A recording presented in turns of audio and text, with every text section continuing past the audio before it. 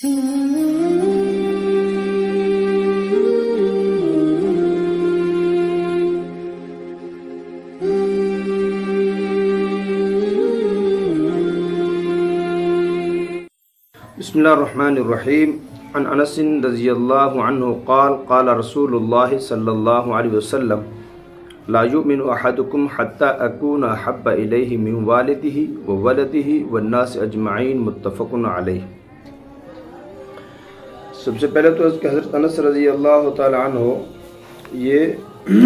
انس بن مالک بن نضر ہیں، ان کی کنیت ابو حمزہ ہے۔ ایک سبزی کا نام ہے جو پت جھڑ کے موسم میں یہ اگتی ہے، اور یہ سبزی زبان کو کاٹتی ہے۔ اسی مناسبت سے حضرت انس رضی اللہ تعالیٰ عنہ فرماتے ہیں حضرت صلی اللہ علیہ وسلم نے میری کنیت ابو حمزہ ایک بھاجی پر رکھی تھی جس کو میں چنا کرتا تھا۔ قبیلہ خزرج میں سے ہیں، جناب نبی کریم صلی اللہ علیہ وسلم کے خادم خاص ہیں۔ ان کی والدہ کا نام ام سلیم بنت ملحان ہے۔ جب نبی کریم صلی اللہ علیہ وسلم مدینہ تشریف لے گئے تو ان کی عمر اس وقت 10 سال تھی۔ یہ آپ کے بہت خادم رہے، تو آپ کی والدہ نے کہا کہ یا رسول اللہ، یہ آپ کا چھوٹا سا منا سا خادم ہے،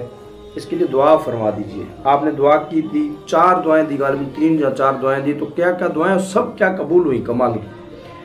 یہ دعا دی، اے اللہ ان کے مال اولاد میں برکت عطا فرما، ان کی عمر دراز فرما اور گناہوں کو معاف فرما۔ یہ 4 دعائیں تھی،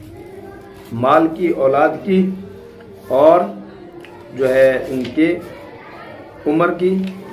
اور گناہوں کو معاف کرنے کی۔ 3 دعائیں تو دنیا میں قبول ہوئی تھی۔ سب سے پہلی کیا کہہ رہے ہیں کہ مال اور جان میں، مال اتنا کہ گھاٹیاں بھر گئی تھی، اتنے زیادہ مال مویشی، ان کے پاس پیسہ، سب کچھ اللہ نے خوب دیا۔ اور دوسرا فرمایا کہ انہوں نے اپنے، ایک روایت میں انہوں نے اپنے ہاتھوں سے جو اپنی سلبی اولاد دفنائی ہے وہ کتنی 98 ہے۔ ایک میں آتا ہے روایت میں غالباً 80 بچے اپنی عمر اپنے ہاتھوں سے دفنائے، 80 بچے ہیں۔ ان کی اولاد 100 یا اس سے زیادہ تھی، 100 یا اس سے زیادہ ان کی اولاد تھی، اور ان کی عمر جو ہے وہ 103 سال یا اس سے زیادہ تھی۔ 99 سال ہوئی، بعض رات میں کہا گیا ہے کہ یہ بھی کہا گیا کہ 99 سال ہوئی۔ ابن عبد البر کہتے ہیں کہ یہ قول زیادہ صحیح ہے، کہا جاتا ہے کہ ان کی اولاد کی شمار 100 ہے، اور ایک قول کے مطابق 80، اچھا، جن میں 78 مرد اور 2 عورتیں ہیں۔ ان سے بہت لوگوں نے روایت کی ہے، ایک تو حضور کے خادم تھے اور بہت۔ تو اس میں کیا فرمایا کہ حدیث کا ترجمہ فرمایا کہ حضور اکرم صلی اللہ علیہ وسلم نے ارشاد فرمایا، انس بن مالک رضی اللہ تعالیٰ عنہ روایت کرتے ہیں کہ اللہ کے رسول نے فرمایا، تم میں سے کوئی ایک مومن اس وقت تک نہیں ہو سکتا، پکا مومن نہیں ہو سکتا، جب تک یا یہاں تک کہ میں اس کو اس کے والد اور والدہ، والد اور بیٹے سے زیادہ محبوب نہ ہو جاؤں اور لوگوں سے زیادہ محبوب نہ ہو جاؤں۔ یعنی بنیاد بنایا حضور اکرم صلی اللہ علیہ وسلم کی محبت کو ایمان کر۔ تو کیا فرمایا کہ محبت برائے تعظیم جیسے اولاد کی محبت ماں باپ سے،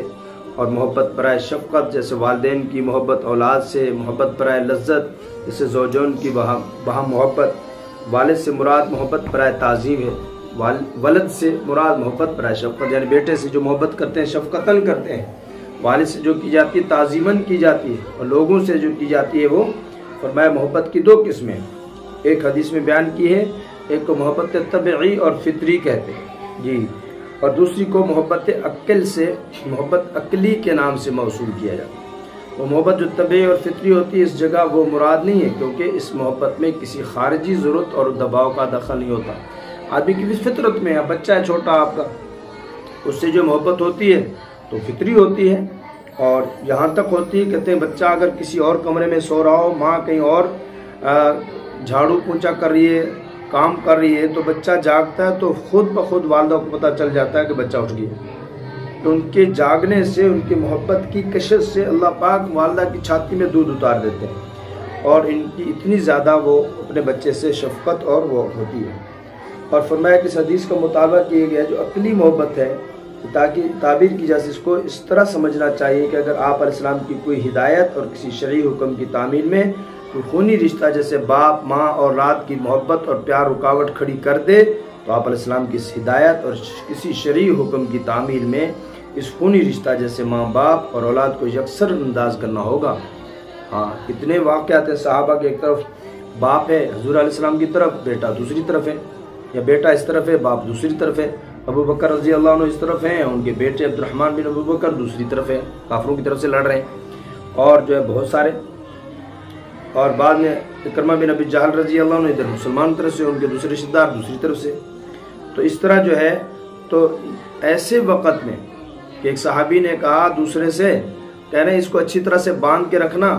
یہ جو صحابی ہے نا، یہ جو آپ یہ جس کو آپ پکڑ رہے ہیں قیدی ہے، اس کو باندھ کے رکھنا، اس کی ماں بڑی مالدار ہے، آپ کو اس کے بدلے میں بہت سارے پیسے دے گی۔ وہ کہنے تو عجیب ہے، تو میرا بھائی ہو کے اس کو کہہ رہا ہے کہ مجھے باندھ کے رکھے، اور وہ تیری اماں نہیں ہے؟ تو اس نے کہا نہیں، میں اس وقت مسلمان ہوں اور میں حضور کا بھائی ہوں، حضور کا امتی ہوں، اور اس وقت ہمارے آپس میں رشتے نہیں چلتے۔ ایک موقع پر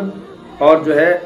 قیدیوں کے بارے میں مشورہ ہوا، تو کیا مشورہ ہوا کہ ان کو چھوڑ دیا جائے یا کیا کیا جائے؟ حضرت عمر رضی اللہ عنہ اور ایک سعد بن ابی وقاص سے غالباً ان دونوں نے حضرات کا مشورہ یہ تھا کہ ہر رشتہ دار کو اس کے حوالے کیا جائے تاکہ وہ اپنے ہاتھ سے گردن اڑائے، اللہ جان جائے کہ ہمارے بیچ اور اللہ کے بیچ، اللہ کے رسول کے بیچ کوئی رشتہ حائل نہیں ہوتا۔ تو یہ ہے کہ یعنی اپنے سارے رشتوں کو اللہ کے احکام، حضور کی ذات اقدس پہ اور آپ کی محبت پہ قربان کر دینا۔ قل ان کان آباؤکم وابناؤکم واخوانکم وازواجکم وعشیرتکم واموال اقترفتموها وتجارة تخشون کسادها ومساکن ترضونها احب الیکم من اللہ ورسولہ وجہاد فی سبیلہ فتربصوا حتی یأتی اللہ بامرہ واللہ لا یہدی القوم الفاسقین۔ کہ اگر آپ ان سے کہہ دیجئے اگر ایسا ہو کہ تمہارے باپ، تمہارے بیٹے، تمہارے بھائی، تمہاری بیویاں، تمہاری برادری، تمہارا مال جو تم نے کمایا ہے، تمہاری تجارت جس کے مندہ پڑ جانے سے ڈرتے ہو، تمہارے رہنے کے مکانات جو تم اس قدر پسند کرو ہیں تمہیں، یہ ساری چیزیں تمہیں اللہ سے اور اس کے رسول سے اور اللہ کی راہ میں جہاد کرنے سے زیادہ پیاری ہیں، تو پھر انتظار کرو یہاں تک کہ جو کچھ اللہ کو کرنا ہے وہ تمہارے سامنے لے آئے، یعنی پھر اللہ کے عذاب کا انتظار کرو، قیامت کا انتظار تم۔ تو فرمایا کہ مختصر یہ کہ زیر نظر حدیث کا حاصل کیا ہوا، تکمیل ایمان کا مدار حب رسول پر ہے، تکمیل ایمان کا مدار حب رسول پر ہے۔ جس شخص میں نبی اعظم اور آخر صلی اللہ علیہ وسلم سے اس درجہ کی محبت نہ ہو، اس کے ایمان کا کچھ اعتبار نہیں۔ تو بیان کیا کہ عمر فاروق رضی اللہ عنہ یہ حدیث سن کر فرمایا، یا رسول اللہ، دنیا میں صرف اپنی جان کے علاوہ آپ علیہ السلام مجھے سب سے زیادہ محبوب ہیں، یا دنیا کے اور تمام رشتوں اور چیزوں سے زیادہ آپ سے محبت رکھتا ہوں مگر اپنی جان سے زیادہ نہیں۔ تو آپ علیہ السلام نے فرمایا، ان کی بات سن کے کیا فرمایا، ذات کی قسم جس کے قبضہ میں میری جان ہے، تم اب بھی کامل ایمان نہیں ہو۔ اس لیے یہ مرتبہ اس وقت حاصل ہو سکے جب میں تم کو اپنی جان سے بھی زیادہ پیارا اور عزیز ہوں۔ آپ علیہ السلام کا یہ جملہ سنا سیدنا عمر فاروق رضی اللہ عنہ نے سنا تو ان کا دماغ بیدار ہو گیا اور بے اختیار بول اٹھے، یا رسول اللہ، آپ پر میری جان قربان، آپ مجھے میری جان سے بھی زیادہ عزیز اور پیارے ہیں۔ نبی اعظم اور آخر نے ان کے اس اضطراب کو دیکھا تو فرمایا، اے عمر، اب تمہارا ایمان کامل ہے اور تم پکے مومن ہو۔ وَمَن يُطِعِ اللَّهَ وَالرَّسُولَ فَأُولَٰئِكَ مَعَ الَّذِينَ أَنْعَمَ اللَّهُ عَلَيْهِم مِّنَ النَّبِيِّينَ وَالصِّدِّيقِينَ وَالشُّهَدَاءِ وَالصَّالِحِينَ وَحَسُنَ أُولَٰئِكَ رَفِيقًا۔ جو لوگ اللہ اور اس کے رسول کی اطاعت کرتے ہیں وہ آخرت میں ان لوگوں کے ساتھ ہوں گے جو انعام یافتہ ہیں، یعنی انبیاء، صدیقین، شہداء اور صالحین کے ہمراہ، اور لوگوں کی رفاقت بہت اچھی ہے۔ تو اس لیے جو ہے امام نووی کا فرمان ہے کہ حدیث کے لب لباب کے طور پر فرماتے ہیں کہ یہ وہ مذہب ہے جس پر کتاب و سنت اور اجماع کے دلائل ظاہر ہیں اور اس میں علم قطعی حاصل ہے، اس لیے اگر کوئی ظاہر حدیث اس کی مخالفت کرے اس کی توجیہ کی جائے گی۔ یعنی سب سے بڑی چیز انسان کی کامل ہونے کے لیے اللہ کے رسول صلی اللہ علیہ وسلم کے ساتھ محبت ہے، اور جو اللہ تعالیٰ ہمیں وہ محبت جو اللہ کو مطلوب ہے اللہ کے رسول کو، وہ ہمیں نصیب فرمائے۔